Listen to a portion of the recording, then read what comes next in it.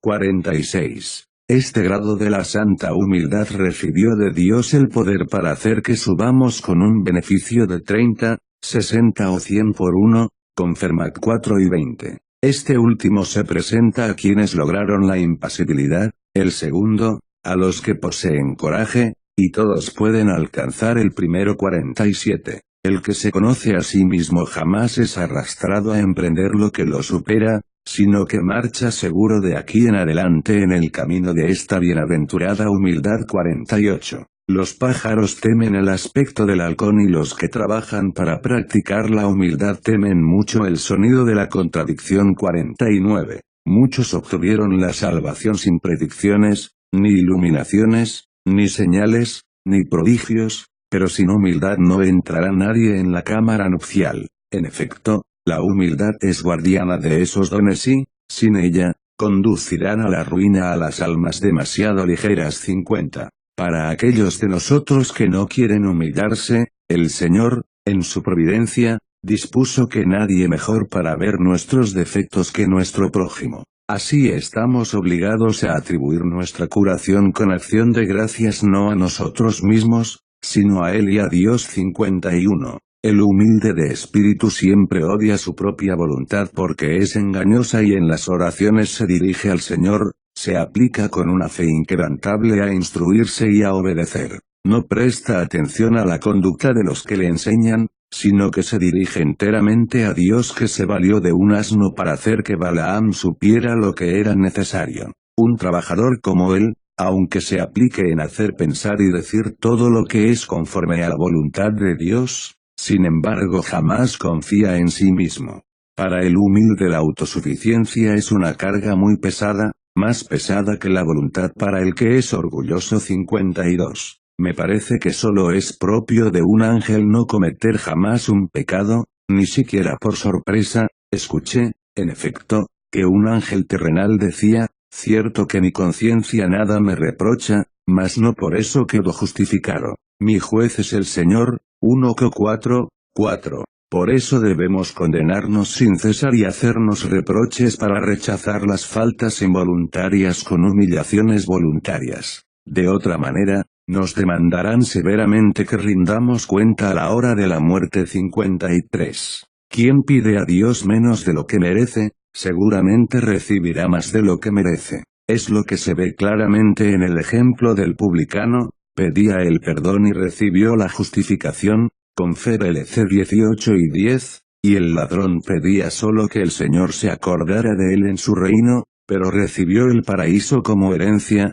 con FLC 23 y 43, 54. No se puede ver fuego, ni grande, ni pequeño en ninguna criatura natural. De la misma manera, es absolutamente imposible encontrar algo de orden material en la verdadera humildad. Cuando cometemos faltas voluntarias, esta humildad no está en nosotros, lo opuesto es signo de su presencia. 55. El Señor, que sabe que la apariencia exterior forma a su imagen la virtud del alma, tomó un lienzo, con JN 13, 4, para indicarnos el camino a seguir en la vía de la humildad. El alma llega a ser semejante al comportamiento exterior, se modela en sus actividades y recibe su impronta. 56. El ejercicio de la autoridad llegó a ser para uno de los ángeles ocasión de orgullo, aunque no la había recibido para ello.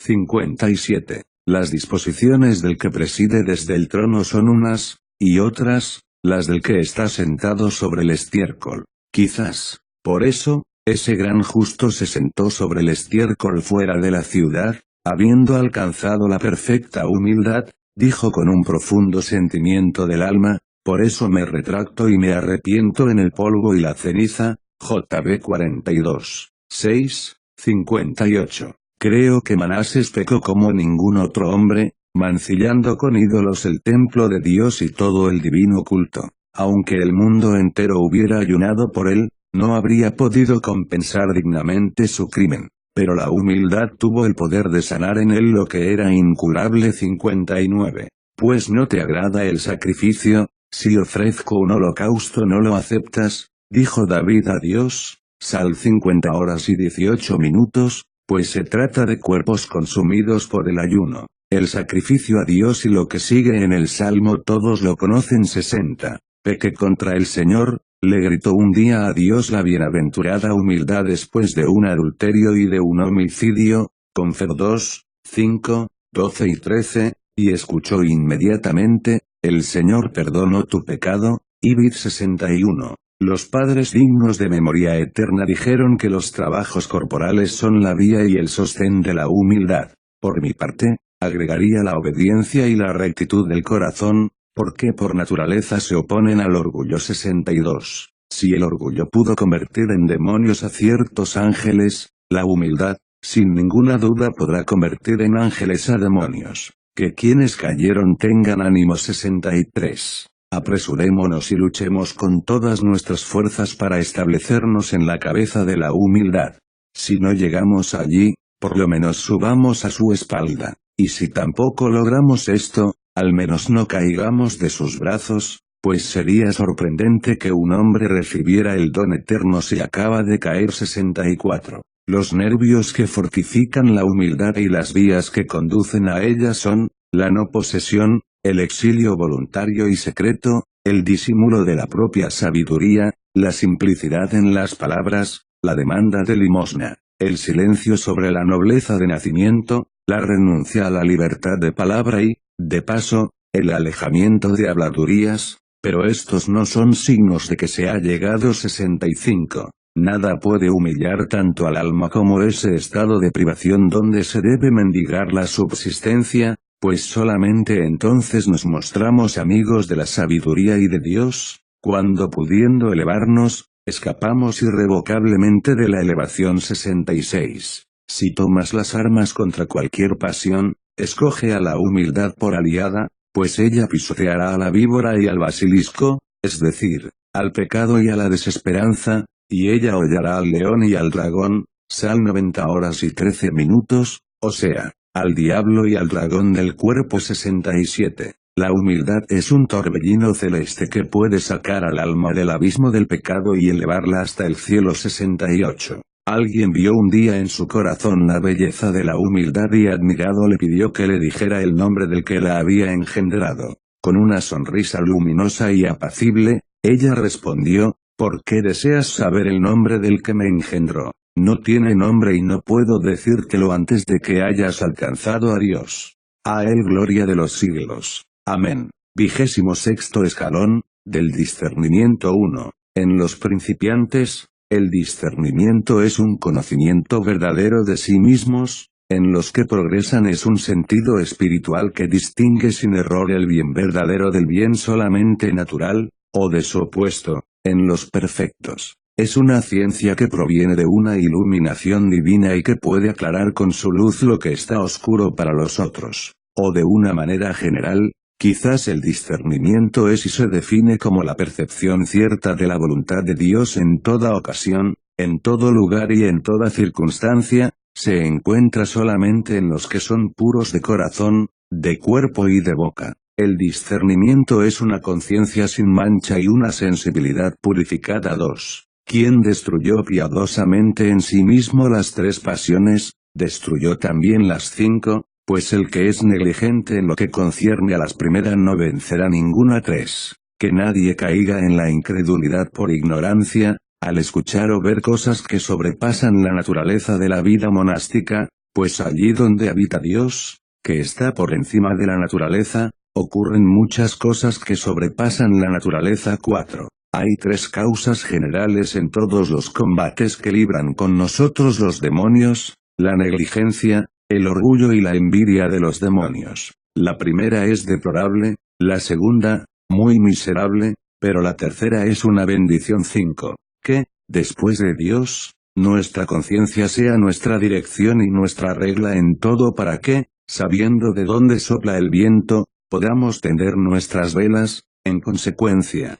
6. En todo lo que hacemos según Dios, los demonios cavan para nosotros 3 precipicios, al principio se esfuerzan para impedir que obremos el bien, en segundo lugar, después de su primera derrota, intentan hacer lo que Río es según Dios, y cuando fracasaron también en esto, Estos ladrones se presentan dulcemente en nuestra alma y nos felicitan por vivir en todo según Dios. Es necesario combatir el primero con el celo y el temor de la muerte, el segundo, con la sumisión y las humillaciones y el tercero, condenándose a sí mismo sin descanso. Debemos hacer frente a este trabajo hasta que el fuego divino penetre en nuestro santuario, entonces ya no estaremos determinados por malas predisposiciones. Pues nuestro Dios es fuego devorador, HB 12 y 29, que consume toda fiebre de lujuria, todo movimiento de pasión, toda mala predisposición, todo envejecimiento y toda oscuridad interior y exterior, visible e invisible. 7. Los demonios generalmente producen lo contrario de lo que acaba de decirse. Cuando toman posesión del alma y apagan la luz del espíritu, no existe más en nosotros, pobres miserables, ni sobriedad, ni discernimiento, ni conocimiento propio, ni vergüenza, sino endurecimiento, insensibilidad, falta de discernimiento y ceguera. 8. Lo que acabamos de decir es claramente conocido por los que dominaron la lujuria, reprimieron su libertad de conducta y de lenguaje y pasaron del impudor a la modestia. Saben cuánta vergüenza propia sienten interiormente cuando su espíritu deja de estar embriagado y se cura de su endurecimiento, o mejor aún de su ceguera, y cuánta vergüenza por lo que dijeron e hicieron cuando vivían enceguecidos. 9. Si la claridad de nuestra alma no comienza por el ensombrecimiento y las tinieblas, los ladrones no vendrán a robarla, matarla y arruinarla. El robo es la pérdida de su riqueza, el robo es hacer lo que no está bien como si estuviera bien, el robo es el alma que está cautiva sin saberlo. El asesinato del alma es la muerte del espíritu razonable que cae en acciones infames. La ruina es la desesperación después de la transgresión. 10. Que nadie dé como pretexto su impotencia para observar los preceptos del Evangelio, porque hay almas que cumplieron más que los preceptos. Se convencerán con el ejemplo de quien amó a su prójimo más que a sí mismo y que dio su vida por él,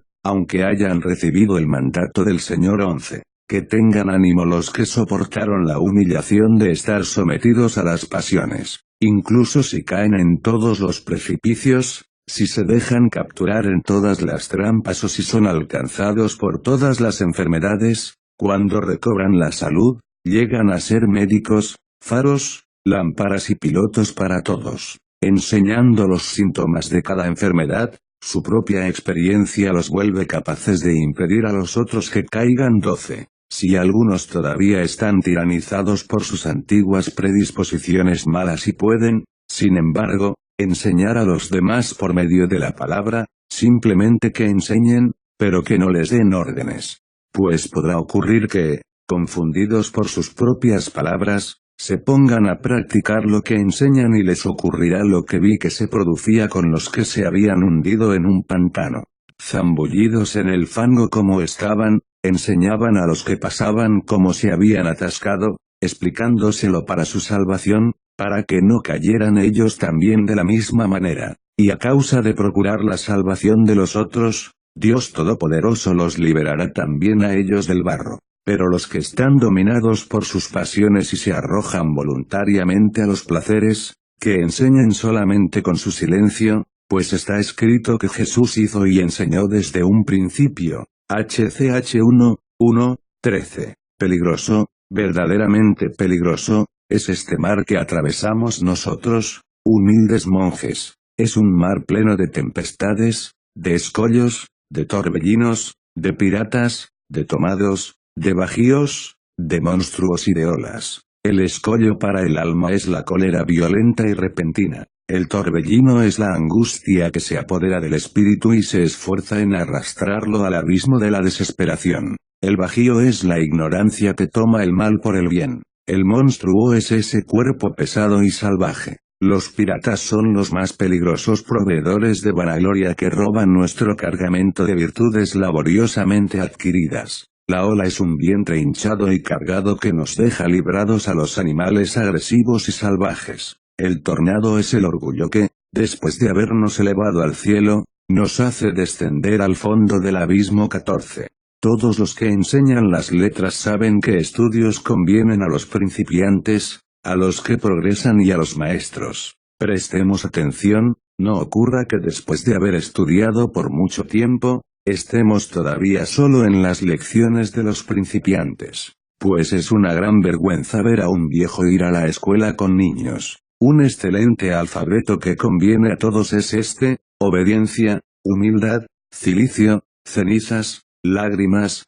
confesión, silencio, humildad, vigilias, coraje, frío, fatiga, pena, humillación, contrición, olvido de las ofensas, amor fraternal, dulzura, fe simple y sin afectación, despreocupación por las cosas del mundo, ausencia de odio hacia los parientes, desprendimiento, simplicidad inocente, abyección voluntaria, un buen programa y una materia de examen para los que están avanzados, la fuga de la vanagloria, la ausencia de cólera, la firme esperanza, la esichía, el discernimiento, el constante recuerdo del juicio, la compasión, la hospitalidad, la moderación en los reproches, la oración en la impasibilidad, el desprendimiento del dinero.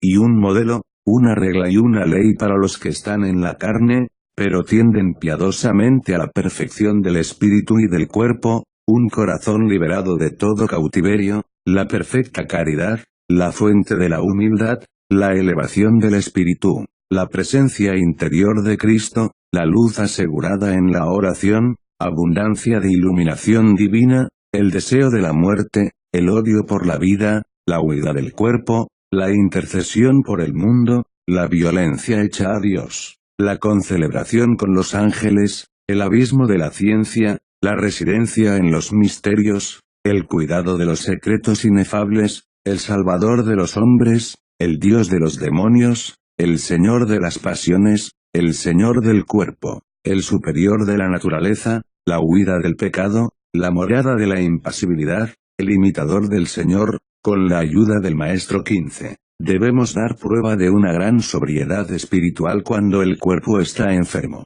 Nos vemos extendidos en la tierra y somos incapaces temporariamente de sostener la lucha contra los demonios a causa de nuestra debilidad, y ellos, entonces, se esfuerzan en atacarnos con violencia. En torno de los que viven en el mundo, cuando están enfermos, rueda el demonio de la cólera y a veces el de la blasfemia. En cuanto a los que viven fuera del mundo, si tienen abundancia de lo que necesitan, el demonio de la gula y el demonio de la lujuria los atacan, pero los que viven en lugares ascéticos y privados de consuelo, tienen la compañía del demonio tiránico de la amargura y de la tristeza.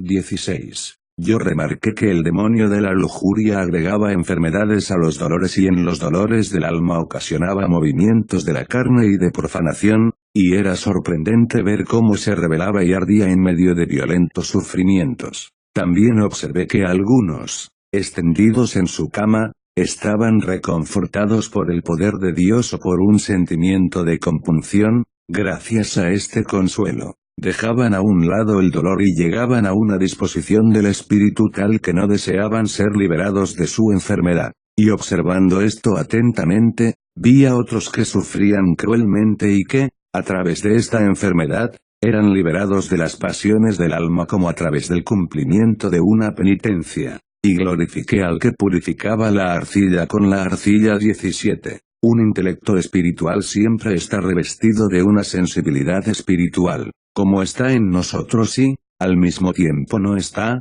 jamás debemos cesar de buscarla, y cuando aparece, los sentidos exteriores cesan por sí mismos su actividad. ¿Sabía esto el sabio que dijo? Entonces descubrirás un sentido divino. 18. La vida monástica debe ser vivida con un profundo sentimiento del corazón, que anime las acciones, las palabras, los pensamientos y los movimientos. Caso contrario, no será una vida monástica y todavía menos una vida angélica. 19. Una cosa es la providencia de Dios, otra, su ayuda, otra, su protección, otra, su misericordia, y otra, su consuelo. La providencia de Dios aparece en toda la creación, su ayuda, en aquellos que tienen una fe activa, su misericordia, en sus servidores, y su consuelo, en los que lo aman. 20. A veces, lo que para uno es remedio, para otros es veneno y, a veces, Lo que se le administra a una misma persona si es el momento oportuno,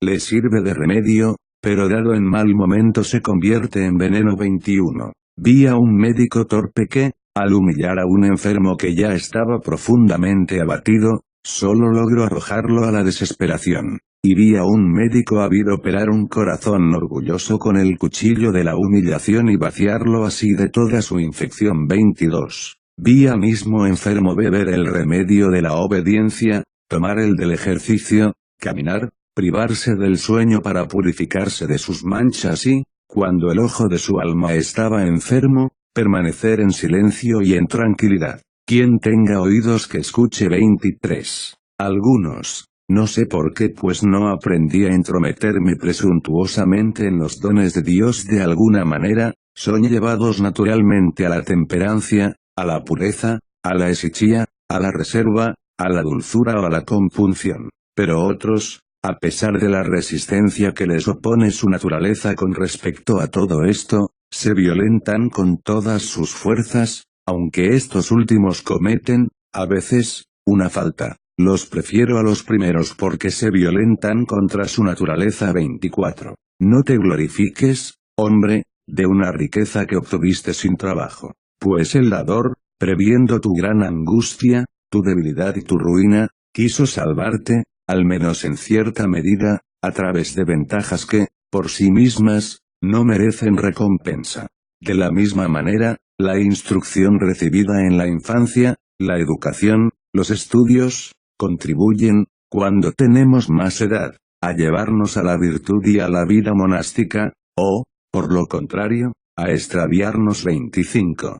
Los ángeles son una luz para los monjes y la vida monástica una luz para todos los hombres. Que los monjes se esfuercen en llegar a ser buenos modelos en todas las cosas, no dando a nadie ocasión de escándalo en sus obras o en sus palabras. Pues si la luz llega a ser tiniebla, cuanto más oscuras llegarán a ser las mismas tinieblas, quiero decir, los que viven en el mundo. Confer Mt 6 y 23, 26. Todos los que andáis en la lucha espiritual escuchadme, no es bueno para nosotros dispersarnos y dividir el esfuerzo de nuestra miserable alma para combatir los miles de miles y las miríadas de enemigos, pues nuestras fuerzas no bastan para conocer o descubrirlos a todos. 27. Con la ayuda de la Santísima Trinidad, combatamos 3 contra 3, si no, nos ocasionaremos penas nosotros mismos. 28. Por cierto, si quien convirtió el mar en tierra firme,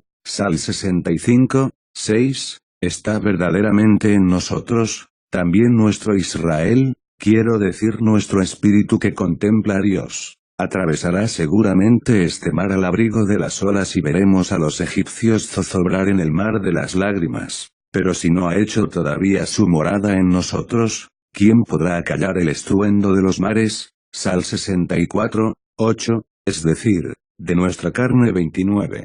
Si Dios se presenta en nosotros a través de nuestras acciones, sus enemigos serán dispersados y si nos acercamos a Él por medio de la contemplación, los que lo odian huirán ante su faz y la nuestra. Confer Sal 67, 2, 30. Esforcémonos por aprender las cosas divinas más por nuestros trabajos y nuestros sudores que por simples palabras. En efecto, en el momento de nuestra muerte, hará falta presentar nuestros actos y no nuestras palabras. 31. Los que escucharon decir que, en alguna parte, hay un tesoro oculto, lo buscan y como pasaron muchos males para encontrarlo no evitan penas para cuidarlo, pero aquellos que se enriquecieron sin trabajo despilfarran fácilmente lo que poseen. 32. Es difícil superar las malas predisposiciones, y los que no cesan de agregar otras nuevas caen en la desesperación o no sacan ningún provecho de la obediencia.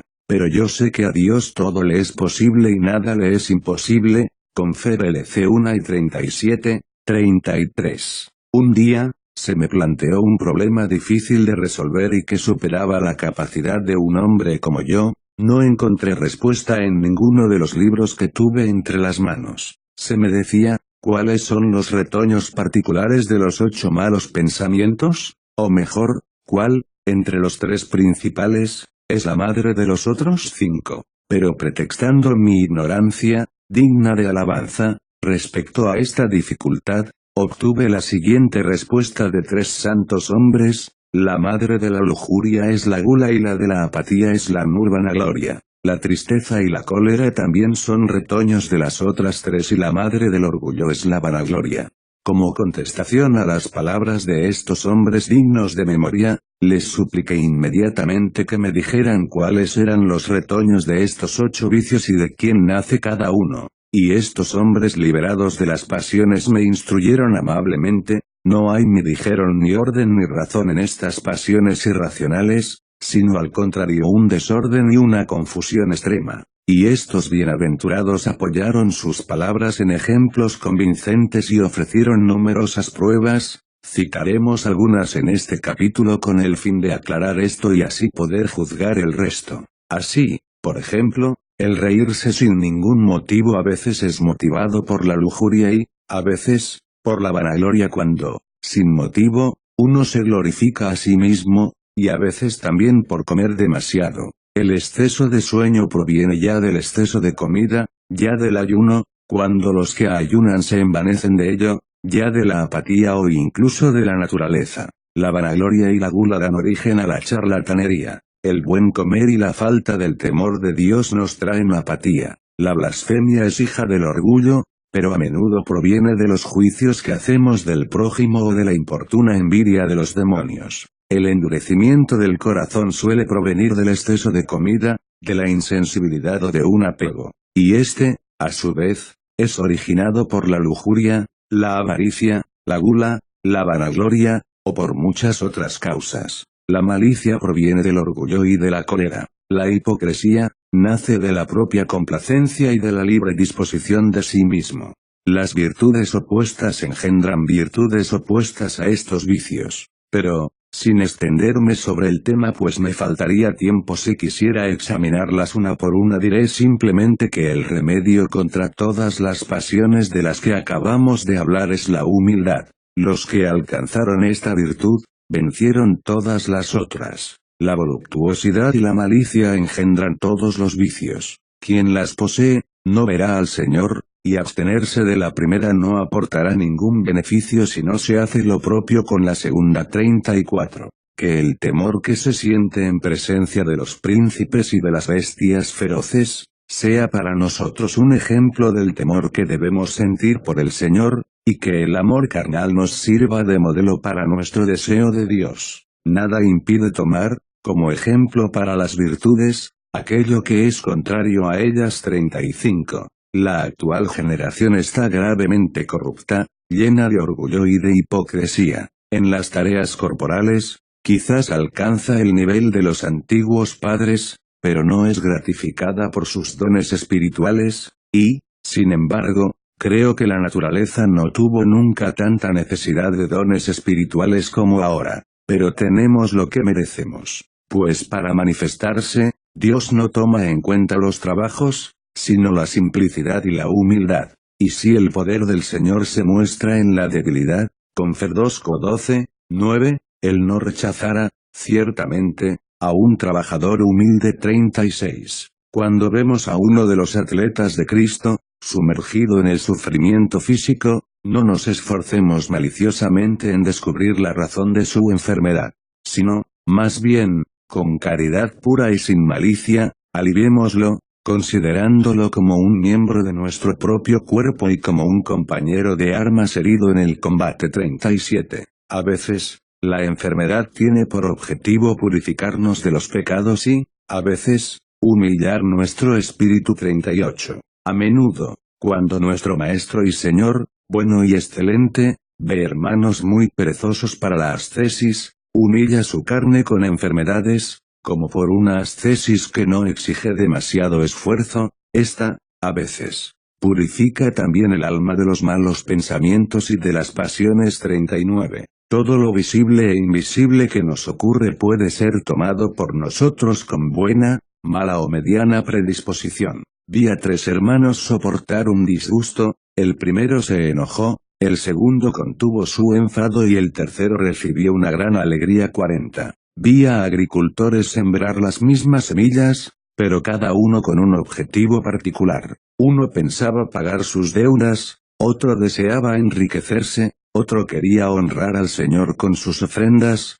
otro deseaba ser alabado por los que pasaban por el camino de la vida, otro quería afligir a su enemigo, que lo envidiaba. Otro no quería que los hombres lo acusaran de pereza. Estos son los nombres de los granos sembrados por ellos: ayuno, vigilia, limosna, servicio y otras cosas semejantes. Que los hermanos examinen sus objetivos con cuidado. 41. Cuando sacamos agua de la fuente, a veces traemos sin darnos cuenta una rana. De la misma manera, cuando trabajamos para practicar virtudes, buscamos satisfacer vicios que están imperceptiblemente entrelazados con ellas.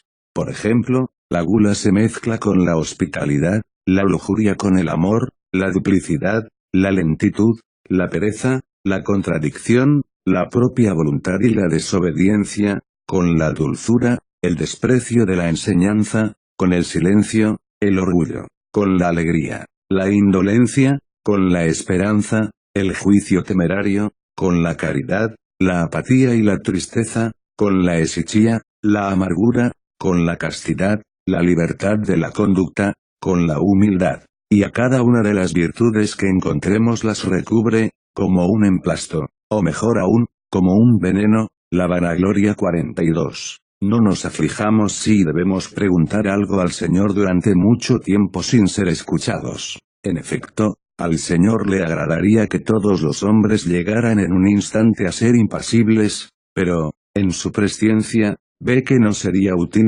43. A los que piden y no obtienen de Dios el cumplimiento de su pedido, esto les ocurre siempre por una de las siguientes razones: porque su demanda es prematura, o porque está justificada o inspirada por la vanagloria, o porque se enorgullecerían de ser escuchados, o, finalmente, porque se volverían negligentes después de haber obtenido lo que piden. 44. Los demonios y las pasiones se retiran del alma por un tiempo o para siempre. Pienso que nadie pone esto en duda, aunque muy pocos saben por qué razón nos dejan. 45. Ocurre que todas las pasiones se retiran de ciertos fieles incluso, de ciertos infieles, excepto una sola, y ésta se les deja como el más grande de todos los males que, por sí solo, ocupa el lugar de los otros. Es tan pernicioso que incluso puede hacer perder el cielo. 46. La materia de las pasiones se destruye con el fuego divino,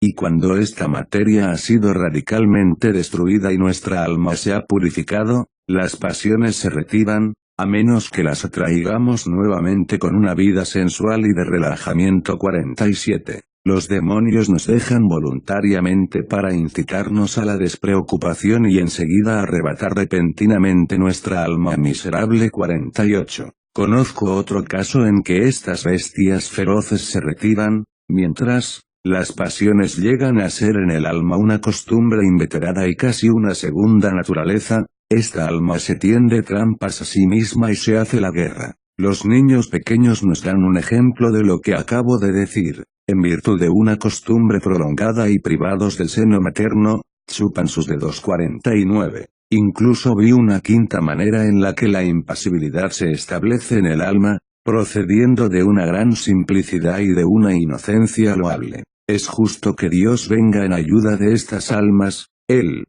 que salva a los que tienen corazón recto, Sal 7 y 12, y los libera de sus vicios sin que se den cuenta, como niños pequeños a los que se desviste sin que tomen conciencia de ello. 50. No existe ni vicio ni pasión en la naturaleza. Dios no es creador de pasiones, pero existen en nosotros muchas virtudes naturales que provienen de Él, entre ellas la misericordia, pues incluso los paganos son compasivos, la caridad, porque hasta animales sin razón lloran la pérdida de los suyos, la fe, pues la engendramos en nosotros mismos, la esperanza, pues incluso nosotros, los bautizados, prestamos, vendemos y sembramos esperando el más grande beneficio. Sí, como hemos mostrado, el amor es una virtud natural en nosotros y si la caridad es la ley en su plenitud, Rm 13 y 10, entonces las virtudes no están alejadas de la naturaleza.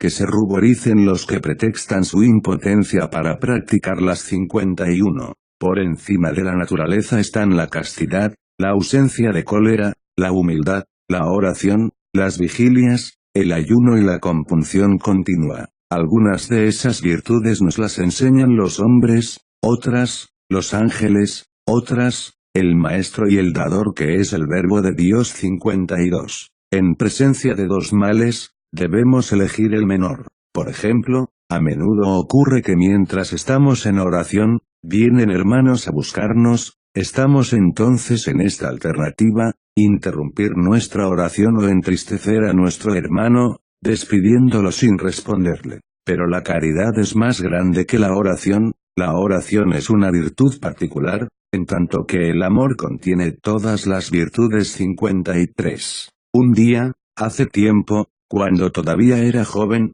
llegué a un pueblo y, al sentarme a la mesa, fui asaltado al mismo tiempo por la tentación de la gula y de la vanagloria. Rechacé la gula y preferí ceder a la vanagloria. Y esto no es sorprendente. Para la gente del mundo, la raíz de todos los vicios es el amor por el dinero, pero, entre los monjes, es la gula. 54.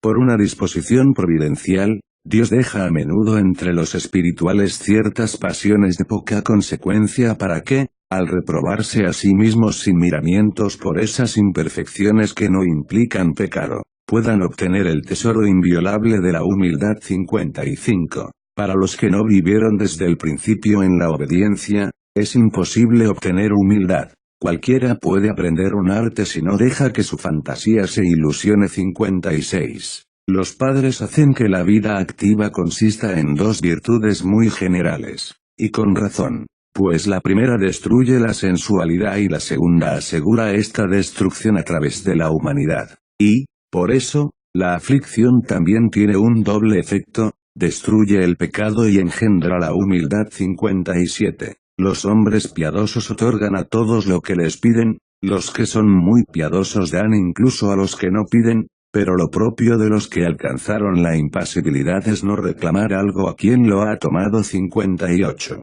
No cesemos jamás de examinarnos acerca de todas nuestras pasiones y nuestras virtudes. ¿Dónde nos encontramos? En el comienzo, en la mitad o al final. 59. Todos los combates que libramos con los demonios provienen de estas tres causas: amor al placer, orgullo o envidia de los demonios. Estos últimos son combates bienaventurados, los segundos son miserables y los primeros no otorgan jamás ningún beneficio. 60. Existe cierto sentimiento, mejor aún, cierta predisposición interior que se llama fuerza del alma. Quien está animado por ella no temerá jamás la pena, ni la extraviará. Debido a esta gloriosa inclinación, las almas de los mártires despreciaron fácilmente sus torturas. 61. Una cosa es la vigilancia de los pensamientos, otra el cuidado del espíritu. El oriente está tan alejado del occidente como la segunda está elevada por encima de la primera y es más difícil de alcanzar. 62. Una cosa es rezar para ser liberado de los pensamientos, otra, contradecirlos y otra, despreciarlos y pasarlos por encima. De la primera actitud, tenemos el siguiente testimonio: Oh Yahvé, corre en mi ayuda, Sal 69, 2, y otras cosas semejantes. De la segunda, estos otros, daré respuesta al que me insulta, porque confío en tu palabra, Sal 118 horas y 42 minutos, para rechazarlos, y habladuría nos haces de nuestros convecinos, Sal 79, 7. También de la tercera da razón el salmista: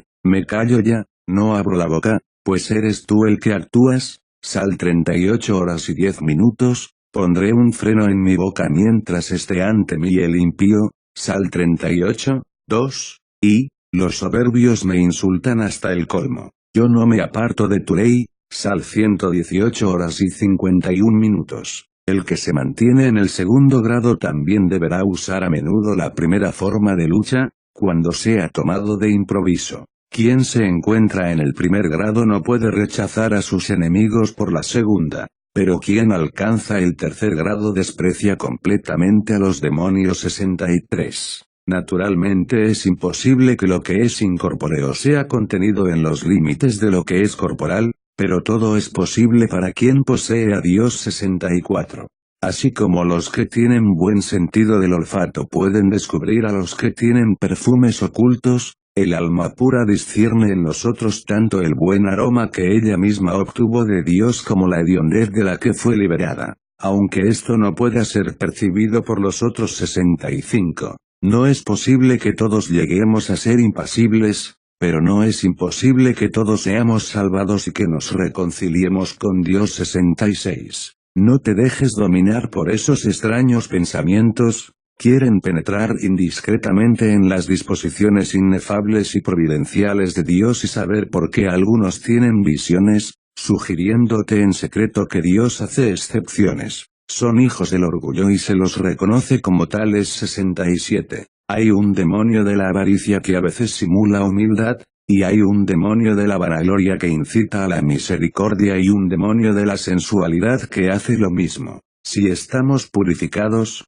sin embargo, de uno y de otro, no dejemos de ejercer misericordia en toda circunstancia. 68. Hay quienes consideran que unos demonios se oponen a otros, pero yo sé que todos buscan nuestra perdición. 69. Nuestra propia resolución y nuestro deseo santo, con la ayuda de Dios preceden siempre en nosotros cada acto espiritual, visible o interior, pues si los primeros no se ponen como fundamento, el segundo no tendrá lugar. 70. Sí, como dice el Eclesiastés 3:1, todo tiene su momento, y cada cosa, su tiempo bajo el cielo, y por cada cosa debemos entender todo lo que concierne a nuestro santo género de vida. Prestemos atención, se los ruego, y busquemos en cada momento lo que concierne a este tiempo. Es cierto que para los que combaten, existe un tiempo de impasibilidad y un tiempo para el dominio de las pasiones. Digo esto para los combatientes que hacen su aprendizaje, hay un tiempo para las lágrimas y un tiempo para la dureza de corazón, un tiempo para obedecer y un tiempo para dar órdenes, un tiempo para hacer ayuno y un tiempo para tomar parte de las comidas, un tiempo para combatir al cuerpo, nuestro enemigo, y un tiempo en el que el fuego está muerto, un tiempo de tempestad para el alma y un tiempo de calma del espíritu, un tiempo de tristeza del corazón y un tiempo de alegría espiritual, un tiempo para enseñar y un tiempo para escuchar, un tiempo para las faltas, quizás a causa de nuestro orgullo, y un tiempo de purificación por la humildad, un tiempo para el combate y un tiempo de tregua, lejos del peligro, un tiempo para la hesichía y un tiempo para dedicarse sin distracciones a la actividad, un tiempo para la oración continua y un tiempo para el servicio sincero. No nos dejemos engañar por un celo orgulloso que nos empuja a buscar anticipadamente lo que ha de venir al llegar su hora, es decir, no busquemos en invierno lo que vendrá en verano, o en la época de la siembra lo que debe venir en la de la cosecha, pues hay un tiempo para sembrar los trabajos y un tiempo para recoger los inefables dones de la gracia. De otra forma, incluso cuando llega el momento, no recibiremos lo que es propio de este tiempo. 71. Por una inefable economía, algunos recibieron santas recompensas por sus labores antes de haber trabajado, otros durante sus trabajos, otros, después, otros, a la hora de su muerte. Busca cuál de entre ellos llegó a ser más humilde. 72. Existe una desesperación que resulta de una multitud de pecados, de una conciencia cargada y de un enojo insoportable, cuando el alma está cubierta por múltiples heridas y,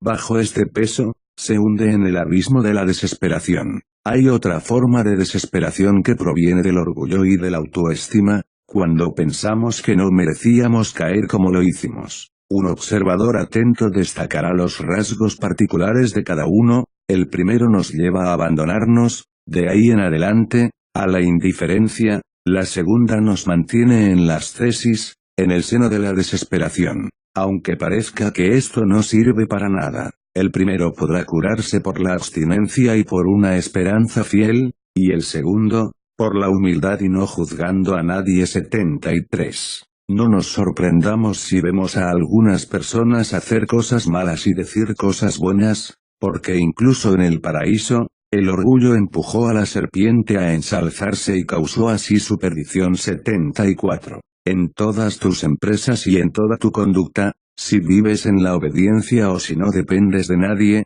en tus obras exteriores y en tu vida espiritual, ten por principio y por regla preguntarte si lo que haces es según Dios. Por ejemplo, cuando somos principiantes y emprendemos cualquier tarea, si esta acción no aumenta la humildad en nuestra alma, entonces sea grande o no, me parece que no la cumplimos según Dios. Pues mientras somos todavía niños en la vida espiritual, es el crecimiento en la humildad lo que nos da la certeza de que cumplimos la voluntad del Señor. Para los que están más avanzados, es más bien la finalización de los combates, y para los perfectos, es el aumento y la profusión de la luz divina. 75. Incluso las pequeñas cosas pueden no ser pequeñas para los grandes, pero para los pequeños, incluso las grandes cosas no son absolutamente perfectas. 76. Cuando el cielo está libre de nubes, el sol brilla, de la misma manera, un alma liberada de sus malas predisposiciones y que obtuvo el perdón, ve perfectamente la luz divina. 77. El pecado es una cosa, la pereza, otra, la negligencia, otra, la pasión, otra, la caída, otra. Quien pueda profundizar esto en el Señor, busque su esclarecimiento. 78. Algunos consideran que el don de hacer milagros, y que se vean, está por encima de todos los dones espirituales, pero ignoran que hay muchos otros más elevados que están ocultos y que, por eso, no exponen a caer. 79. Quien está totalmente purificado ve el alma de su prójimo, no en sí misma, sino en cuanto a las disposiciones que encuentra. El que está adelantado juzgado el estado del alma a partir del cuerpo. 80. Un pequeño fuego incendia a menudo todo un bosque, de la misma manera, una pequeña falla puede corromper todo nuestro trabajo. 81. Existe un consuelo otorgado a nuestro enemigo que despierta la energía del espíritu,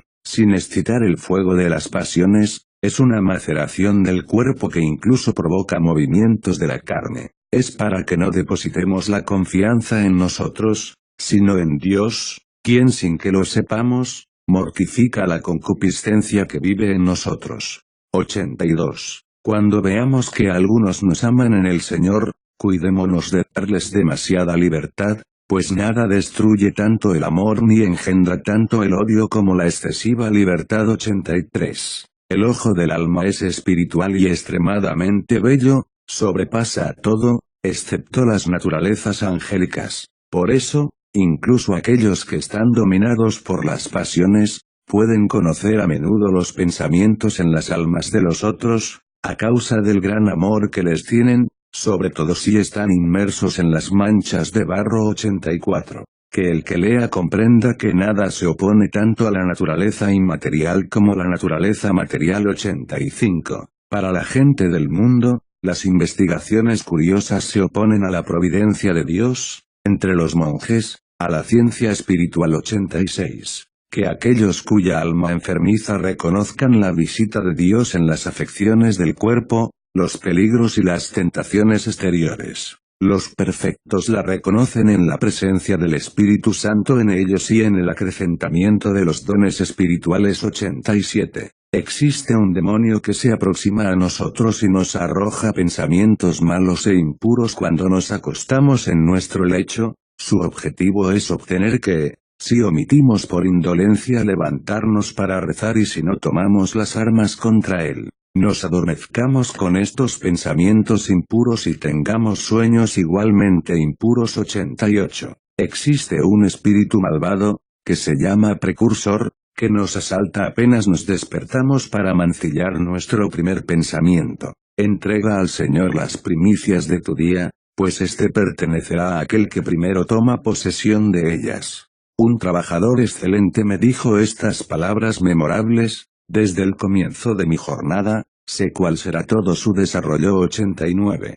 Muchos caminos conducen a la piedad y muchos también conducen a la perdición. A menudo un camino que no conviene a uno se adapta perfectamente a otro y la intención de los dos es agradable al Señor. 90. En todas las tentaciones que se nos presentan, los demonios se esfuerzan para hacernos decir o hacer lo que no conviene, y si no logran su objetivo, permanecen sin hacer ruido, cerca de nosotros y nos sugieren que ofrezcamos al Señor una orgullosa acción de gracias. 91. Después de su partida, aquellos cuyo espíritu se dirige a las cosas de lo alto, van hacia las alturas, pero, aquellos cuyo espíritu se inclina hacia lo bajo, también descienden a lo bajo. Para los difuntos no hay lugar intermedio. 92. Hay una criatura que recibió su ser no en sí misma, sino en otra, y lo sorprendente es que puede subsistir fuera de aquella de la que recibió el ser. 93.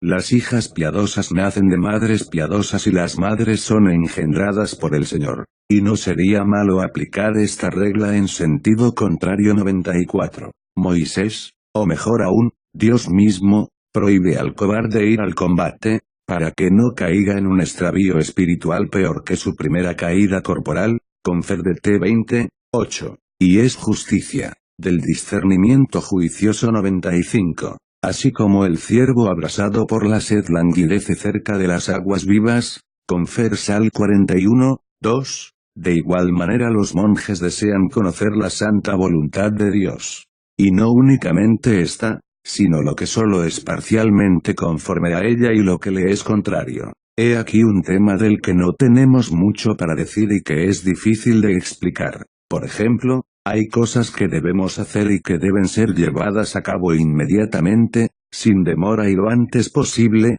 según está escrito, no te tardes en volver al Señor, no lo difieras de un día para otro, pues de pronto salta la ira del Señor. Co 5, 7, y a la inversa, las hay que exigen más moderación y circunspección, como invita aquel que dice, con sabios consejos harás la guerra, PR 24, 6, e incluso, hágase todo con decoro y orden, 1 Co 14 y 40. En efecto, no todo el mundo puede dar un diagnóstico rápido y preciso sobre los aspectos de un discernimiento tan difícil. El mismo David, lleno de Dios y por quien hablaba el Espíritu Santo, a menudo imploraba ese don y decía, enséñame a cumplir tu voluntad, porque tú eres mi Dios. Sal 142 horas y 10 minutos, oh, hazme saber el camino a seguir porque hacia ti levanto mi alma. Sal 142, 8, 96.